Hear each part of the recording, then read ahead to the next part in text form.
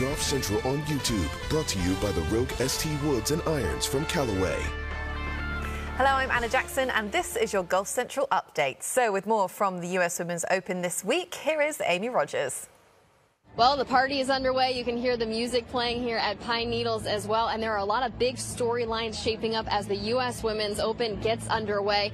World number 2, Nelly Korda, is making her return to competition this week. Annika Sorenstam is competing in this event for the first time since 2008, and Michelle Wie West announcing that this will be her final event before taking a little time away from competitive golf. Wie West posted that on social media just 5 days ago, making that decision to step away from competition, and she really seemed lighthearted in talking about her decision with the media earlier today, like a weight had been lifted off her shoulders.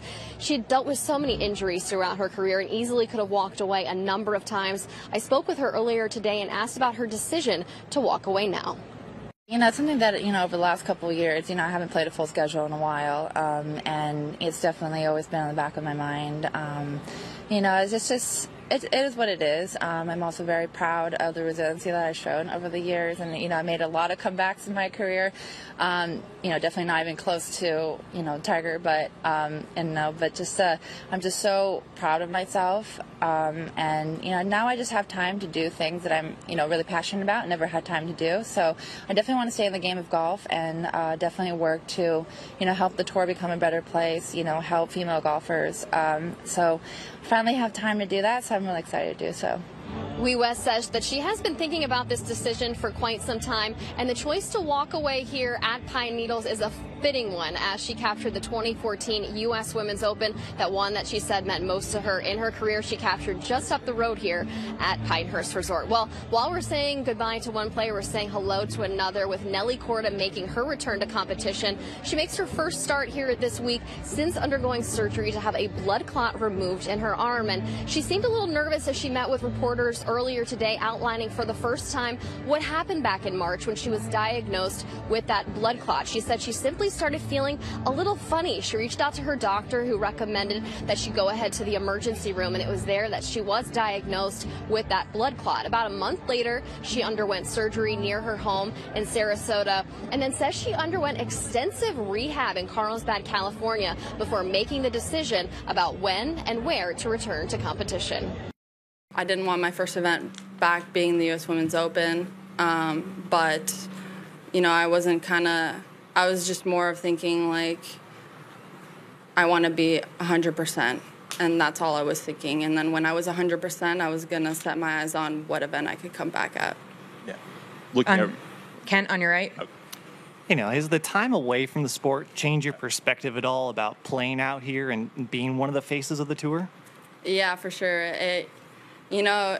It's like when you're sick and your nose is stuffy, you're so grateful to be able to breathe.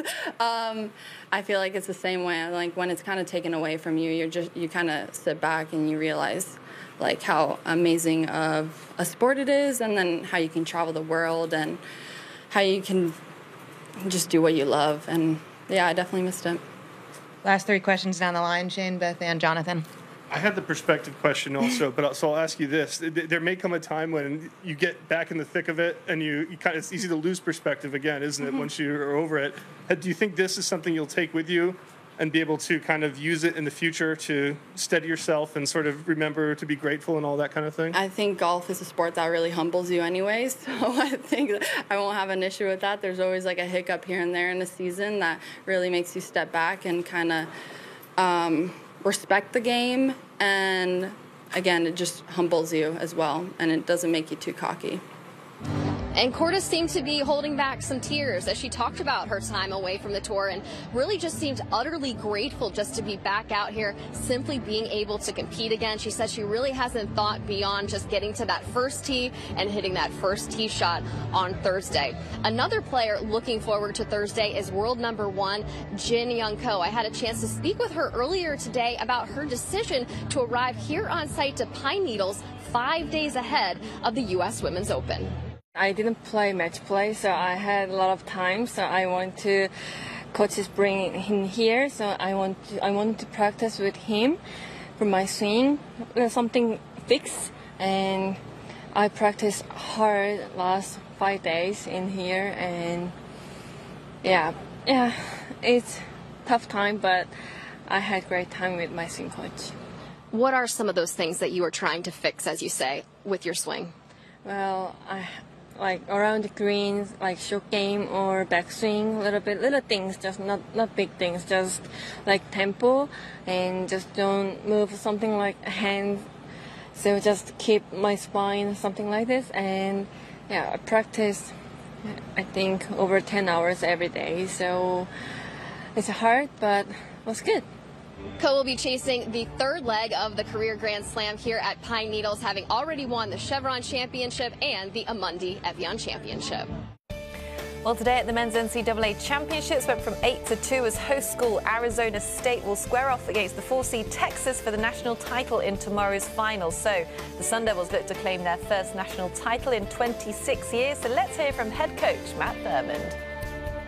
First NCAA championship final appearance for you personally as a coach. What are your emotions coming off the golf course after the longest day in college golf? So, I don't know. I mean, it just happened so fast. It seemed like just a minute ago everything was tied and it was really tight, and then all of a sudden, Mason comes back. Preston wins his last two. It was right when Cam went 2 up, and then Pooj drove it on the green on 17. It all happened in like 5 minutes. So I'm still in a little disbelief, but I'm really excited.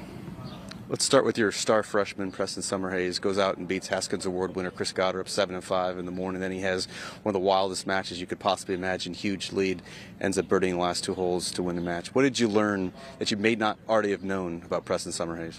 Well, I think we knew it. I mean, I know all along when we were recruiting him, he just won matches over and over and over again. We talked about that earlier, but he's just won over and over in match play.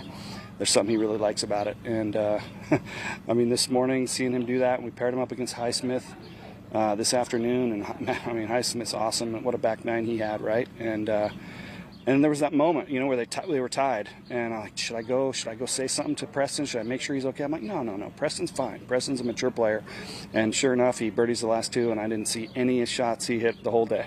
On the opposite end of the spectrum is your senior, Mason Anderson. 2 gritty wins, first in the quarterfinals and then the semifinals. He's been through this journey with you. What's he meant to this program? He came back for an extra year. He didn't have to, and he's been the most emotional about the whole thing, this being his last tournament. Making sure we all sit and have meals together, have fun activities together, talk. I mean, he's always saying something about, hey, this is my last chance with you guys. I'm going to miss this all so much. And so, he's really brought that kind of family feel to our team and made everybody feel a part of something special. You've been doing this a long time. What's the level of personal satisfaction for you now getting to coach for a national championship? I mean, I really want tomorrow to go well. We'll talk about that tomorrow.